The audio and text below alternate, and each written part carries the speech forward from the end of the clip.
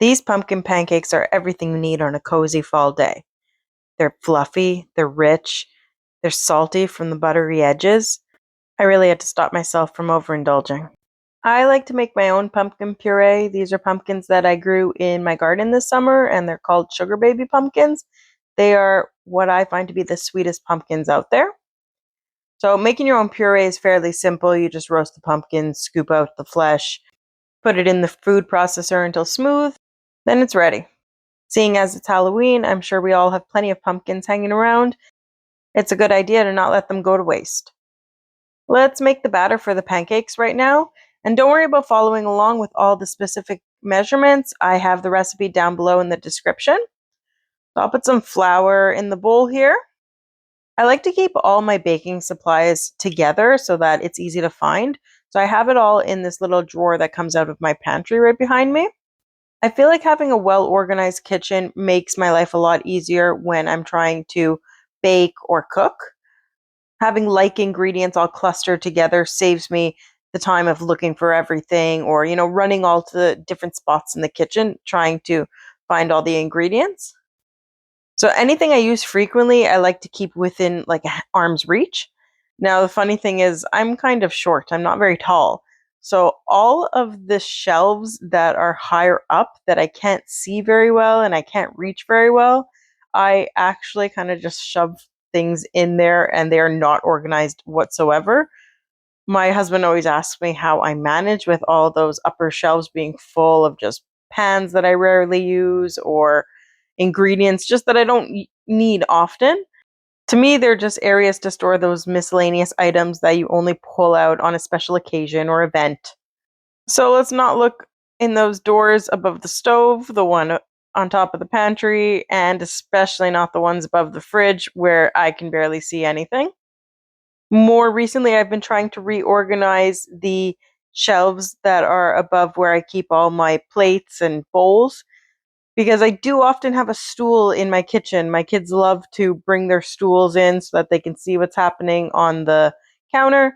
So at least if I get a little step up, I can reach those areas and see them a lot better. So I might as well make use of them. I added all the main components that go in the pancake batter. There was, of course, flour to start, baking powder, baking soda, salt, brown sugar, cinnamon. Now I'm adding milk here. And of course, I'll add the pumpkin puree. Oh, and we can't forget the egg that I put in there too. That's an important component. And I melted some butter. Most of these ingredients are standard ingredients that you would put in any pancake mix. But what really brings it over the top is the pumpkin that is nice and sweet.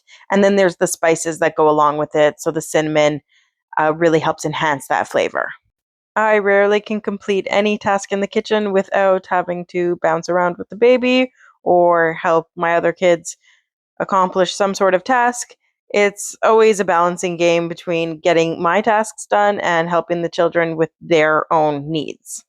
I know these younger years don't last forever, so I really try to embrace those little hands constantly grabbing at things or them hovering around me as I move around the kitchen, or the toys and little knickknacks that they leave on the floor for me to trip over or step on. Does anyone else have a spot in their kitchen that they leave the tiniest Lego pieces that they find just anywhere?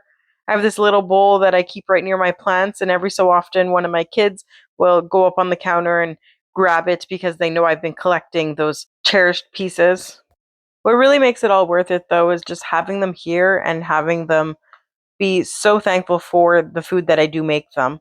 My eldest, who turned 5 just a couple months ago, she actually is starting to understand a lot more the value of food and good food and just how important the things we eat and the things we put in our body are.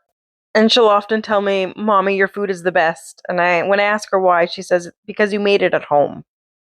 And this is why I learned how to cook and I learned how to bake. And although I'm not the most experienced chef out there, I really feel like I've worked hard to teach myself these essential skills that I can pass on to my kids one day so that we can all live a healthy, longer life together.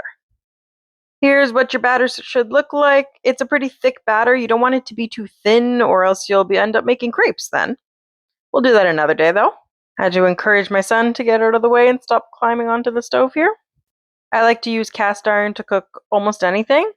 And I know many people only use butter on the first pancake and then continue to cook them afterwards, but I actually like that salty, crusty top that it gives your pancake, and the edges become nice and crunchy too. So I like to put butter before cooking each pancake. Pancakes tend to be something that everyone is familiar with, and people have grown up eating pancakes on weekends, and it's such a comfy, cozy food.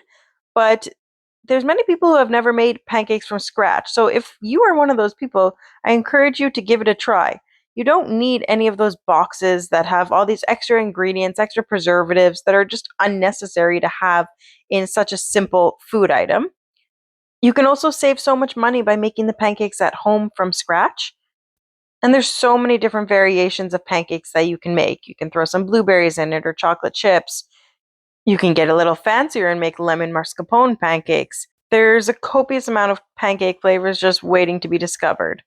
So let's take a look at the actual process that I go through when making these pancakes. Initially, I'll always put butter in the pan, and I like to add, a decent quantity of butter. I really want to taste it on my pancake. Wait for that butter to melt and make sure that it's spread throughout the pan. Then I took a big spoonful of the dough and I place it into the center of the pan. It will slowly spread out, but I will encourage it to spread by shaking the pan a bit. So I just want to make sure that it spreads adequately. When it starts to bubble a bit, that's when I flip it.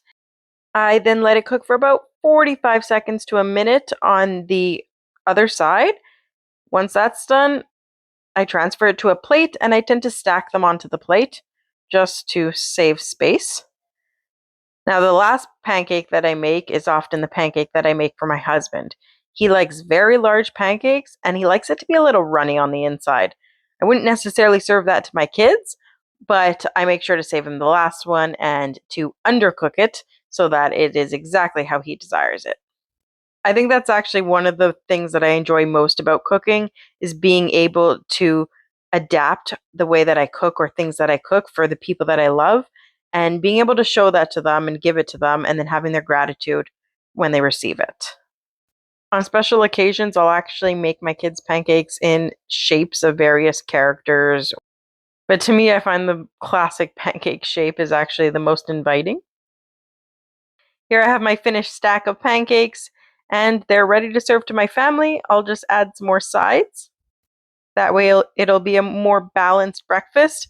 But my kids actually could not wait to try these pancakes. They had never tried pumpkin pancakes before.